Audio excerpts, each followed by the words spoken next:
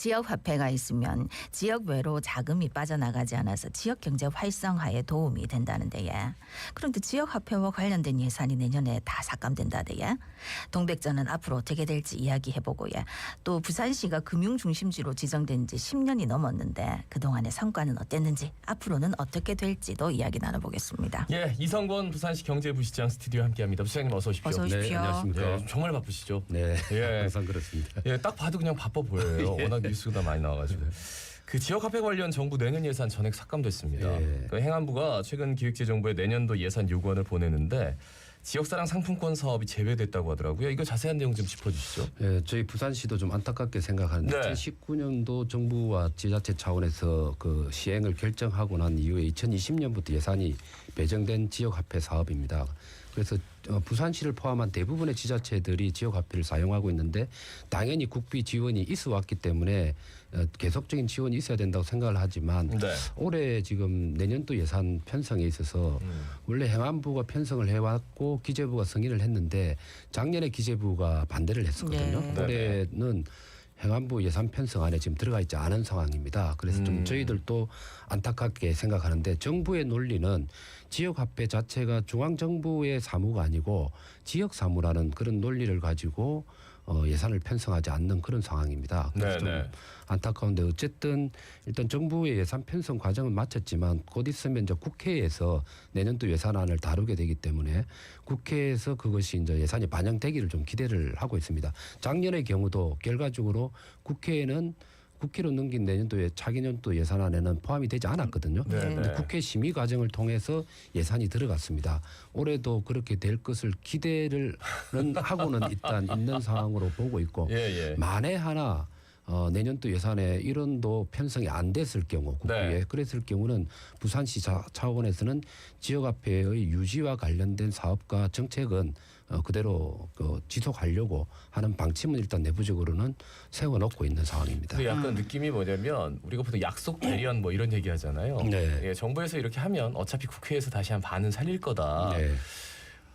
약간 근데 이게 정책이잖아요. 네, 그리고 그렇죠. 지역화폐가 사실 정말 어마어마하게 많은 분들이 쓰고 있는데 이런 정책에 대해서는 기재부가 나서서 전액 삭감하고 그래서 다시 국회에서 살리고 그래서 반만 살리고 나중에 추경하고 이런 그림들이 썩 보기 좋지는 않습니다. 보기 좋지는 않죠. 예, 특히 일반 민생이나 서민과 관련된 예산들은 안정성을 유지하는 게 가장 중요하거든요. 그래야지 지자체 입장에서도 차기년도 예산을 중앙정부하고 편성을 할 때 좀 안정적 예산 편성을 할 수가 있는데 그 점은 좀 안타깝게 생각을 합니다. 네. 그러면은 동백전 어떻게 되는 겁니까? 저희들은 아까도 얘기한 것처럼 지역화폐와 관련해서는 뭐 아무런 예를 들어 국비에 반영이 안 된다 하더라도 시 차원에서는 그 정책을 유지하려고 합니다. 그래서 아무래도 중앙정부의 예산이 기본적으로 바탕이 돼야지 풍부하게 소비자나 소상공인들한테 도움을 줄 수 있는데 국비가 없게 되면 좀 규모가 줄 수도 있겠죠. 시의 예산만 가지고 만일 편성할 경우. 그래도 기준수는 저희들이 마련해야 되니까 올해 지금 지역화폐 동백전의 상한선이 뭔가 하면은 잘 아시겠지만 월 30만 원에 5%의 캐시백을 적용하고 있지 않습니까? 이 예산에는 사실 정부의 예산도 들어가 있는데 정부의 예산이 오지 않는다 하더라도 이 수준은 일단 유지를 하는 걸 내부적인 방침으로 일단 결정을 하고 있습니다. 그래서 이것이 조금 더 풍부하게 소상공인한테 도움이 되려면 어쨌든 저희 지자체 차원에서도 국회에서 그 논의 과정에 저희 지자체 의견을 적극적으로 좀 제기를 할 생각입니다. 네, 캐시백과 관련해서 지금 이제 한 가지 부산시에서 안을 내놓은 게 동백전 플러스입니다.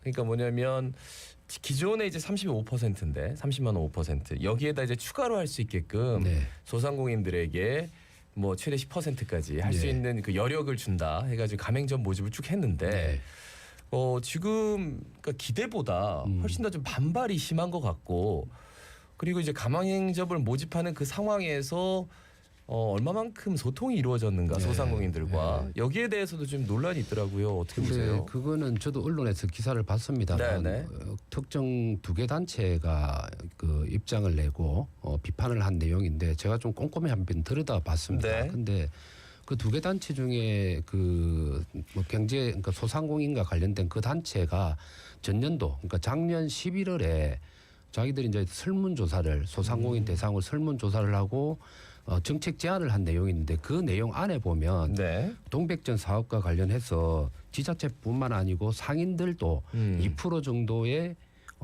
추가 수수료를 부담을 함으로 인해서 지역 화폐를 활성화할 수 있다라는 그 의견을 냈던 단체가 네네. 지금 그 얘기를 하고 있거든요. 그래서 되게 이게 뭐지 하는 생각이 들고 네네. 그다음에 이 정책을 결정을 그러니까 동백전 플러스 사업을 결정을 하는 과정에 여러 단체 관련된 단체들하고 저희들이 소통을 했습니다. 대표적으로는 그 프랜차이즈 협회라는 게 있거든. 부산 프랜차이즈 협회. 네. 거기하고도 두 차례 논의를 했고 부산시 상인연합회 회장 그러니까 상인연합회와 그다음에 소비자 인권 정진센터 소비자 부산 소비자 연맹 회장 이런 데하고도 소통을 했고요. 예. 그다음에 이것을 결정하기 위해서는 지역화폐 정책위원회라는 게 있습니다. 예, 예. 그 위원회에서 심의를 거친 결과로 나온 것이거든요. 그래서 소통을 하지 않았다라는 말은 물론 그 단체하고 직접적 소통을 안 했다라는 알았다. 비판은 할 수는 있겠지만 네. 이 정책과 관련된 이해 당사자의 대부분의 단체들은 위원회에 들어와 있거나 개별적인 접촉을 통해서 논의를 한 결과로 나왔다는 말씀을 꼭 좀 드리고 예. 싶습니다. 그러니까 이제 그런 거를 참고 그 설문조사를 참고해서 이런 정책을 만들었다고 했는데 네. 그러면 이런 거 할 때도 같이 한번 의견도 한번 물어보는 절차도 있었으면 또 이런 잡음이 없지 않았겠습니까? 아니 뭐 그런 네. 거는 이미 그 정책을 제안한 단체의 내용을 저희들이 수렴을 했고 네네. 그렇지 않은 나머지 단체들한테 또 저희들이 위원회를 통하든 개별 접촉을 통해서 의견을 수렴한 것이기 때문에 네네. 비판의 내용 부분과 관련해서는 조금은 맞지 않는 내용이 있다라는 걸 제가 말씀을 드리고 싶은 겁니다. 그러니까 그 내용들을 충분히 저희가 왜곡된 방향으로 수용을 했으면 예, 예. 문제가 되겠죠. 그런데 왜곡된 방향이 아니거든요. 그러니까 시의 예산뿐만 아니고 직접 가맹점인 그 상인들도 뭐 나름대로 역할 분담을 해서 예, 예. 활성화하자는 지지를 반영시킨 것이기 때문에 내용적인 문제는 없다고 볼 수가 그래요. 있습니다. 그렇게 이제 소통도 하고 다 하셨습니다. 그런데 문제는 가맹점 수가 늘어나질 않아요. 아 그거는 예. 잘 보셔야 될 게 저희가 6월 19일부터 그러니까 6월 열어요? 10일부터 시범으로 운영을 하게 되고 네, 실질적인 실시는 7월 1일 날 합니다. 그러니까 6월 19일부터 오픈이 되는 거예요. 네네. 우리가 동백전을 스마트폰에서 보게 되지 않습니까? 그렇죠. 그러면 열면은 그 위에 이제 배너가 달리게 돼요. 그 달리게 되었을 때 이게 가시성과 얼마만큼 눈에 띄게 되는지, 그다음에 실제적으로 얼마만큼 프로그램이 작동이 되는지를 테스트하는 기간, 또 그리고 그것이 이제 그걸 통해서 알려지게 될 거 아닙니까? 네, 그러면은 6월 19일부터 7월 1일 까지의 시범 기간 동안에 본격적으로 가맹점이 늘어나게 되는 것이지 그 전에 미리 늘어날 가능성 그렇게 높지는 않습니다. 네. 예. 그러니까 지금 당장 뭐 좀 가맹점을 하고 싶다 의견 타진하는 곳은 좀 있나요? 그거는 다 시에 접수가 되고 있죠. 알겠습니다. 예. 7월 1일 이후에 7월 1일 어쨌든 이후가 뭐 본 되는 시행이 거니까 이루어집니다. 예. 그러니까 좀 알려지고 실제로 그 활동이 이루어지면 네. 예, 가맹점 수도 뭐 자연스럽게 늘어나지 않을까. 그 그렇죠. 이후에 뭐 말씀 나눠도 될 것 같고요. 그리고 제가 네. 조금만 좀 덧붙이고 싶은 네. 게 지난번에도 제가 방송에서 얘기를 드렸습니다만 이게 30만 원에 5% 캐시백을 일괄적으로 적용시키는 게 아니고 이게 장사를 하시는 분들의 소득 수준 그러니까 매출에 따라서 저희들이 차등 적용을 합니다. 네, 네. 아시다시피 10억 미만의 매출 가지고 있는 데는 7%를 적용을 시켜주거든요. 그리고 10억부터 30억까지는 5%를 5%. 적용을 시켜줍니다. 네네. 그래서 소상공인 중에서 영세 소상공인에게 더 도움이 되는 조금은 섬세한 설계를 한 상태로 진행이 되는 것이라고 네네. 이해를 하시면 될 것 같습니다. 예, 그러니까 정책이라는 게 예. 또 해 나가면서 보충할 부분은 충분히 보충하면 되니까요. 자, 다음 이제 청년 일자리 얘기를 좀 해보겠습니다. 부산시에서 이제 2007년부터 청년 일자리 사업으로 뭐 콘택트 센터라고 콜센터 유치했는데 보니까 그래서 부산에 이제 상담사가 2만 명이 넘게 일한다 하더라고요. 그런데 보도나 이런 걸 보니까 지금 2만 명 넘는 분들이 일하고 있는데 굉장히 너무 열악하다. 지금 막 일하는 자체도 너무 힘들고 그래서 이런 분들에 대한 좀뭐 이렇게 보조라든지 이런 게 좀 필요할 것 같은데 어떻습니까? 그 말씀을 저희들도 그 문제 의식을 가지고 있고요. 네. 이게 네네. 지금 수도권 서울에서 콜센터를 운영하게 되면 그 예를 들어서 사무실을 운영을 해야 되니까 임대료도 비싸고 임금도 비싸고 하기 때문에 수도권의 콜센터가 집적화되기 어려운 직종이라고 봐야 됩니다. 그러다 보니까 비수도권 중에서 그래도 환경이 좋은 데가 부산이기 때문에 네. 부산의 콜센터가 많아지게 된 건데 문제는 콜센터 사업장입니다. 이게 네. 그 사업장마다 영세성이 좀 너무 심한 상태예요.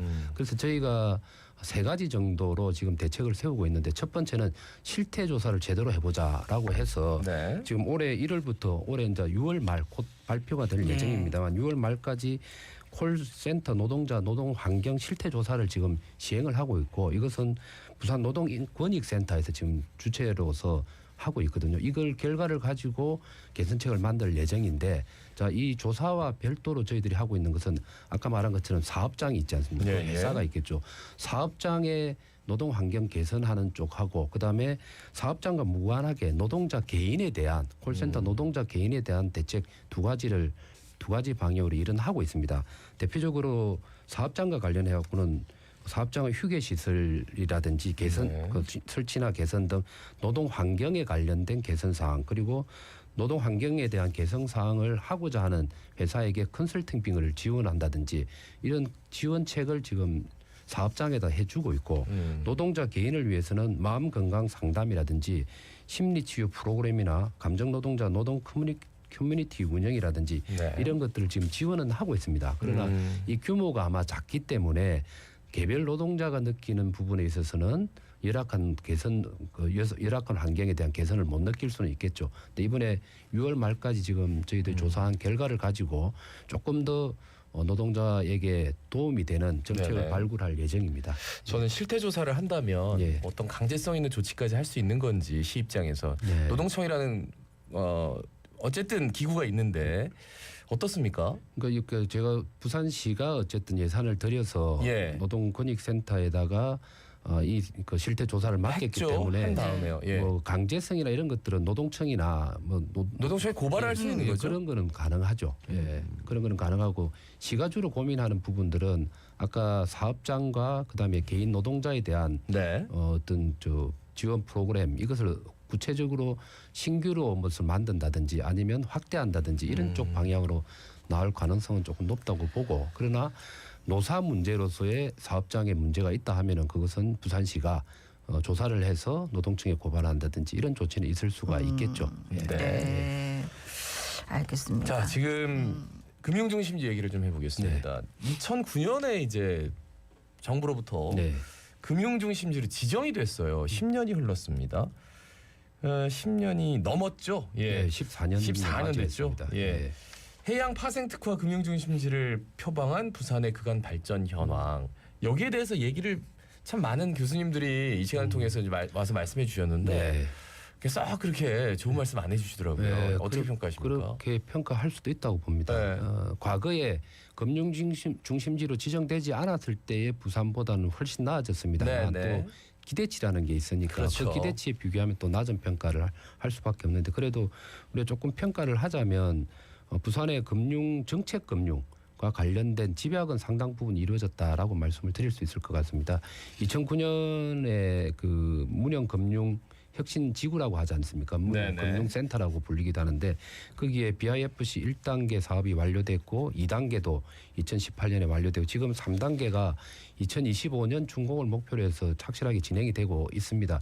이거는 외형의 부분이고 안에 내용을 좀 들어가 보면 잘 아시다시피 한국거래소라든지 기술보정 기금이나 한국자산관리공사, 뭐 예탁결제금 같은 그런 정부의 금융기관들이 10개 가까이 집약이 돼 있다라는 점이 있고요. 그다음에 부산을 대표하는 BNK 시중은행도 거기에 집적이 돼 있고, 그다음에 부산시가 적극적으로 노력을 해서 금융과 관련된 핀테크 기업이나 또 디지털 어떤 그 금융을 위해 가지고 블록체인 기업이라든지 그리고 한 3개 정도 외국계 금융 기업들도 상당 부분이 지금 집적이 되어 있는 상황입니다. 그래서 이게 일반인한테는 잘 느껴지지는 않을 겁니다. 그러나 그런 변화가 있고 그 변화의 결과가 어떤 데서 나타나는가 하면 수치 지수로 나타납니다.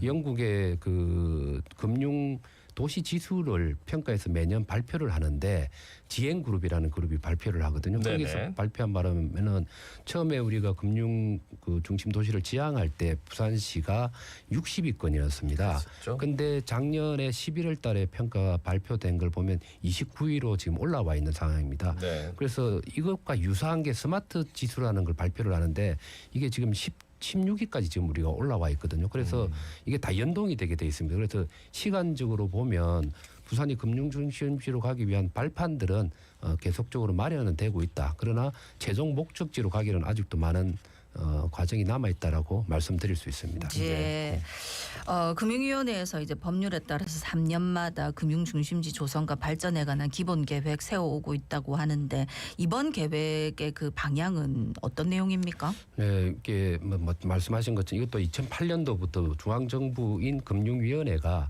3년 단위로 해서 계속 계획을 발표를 합니다. 예.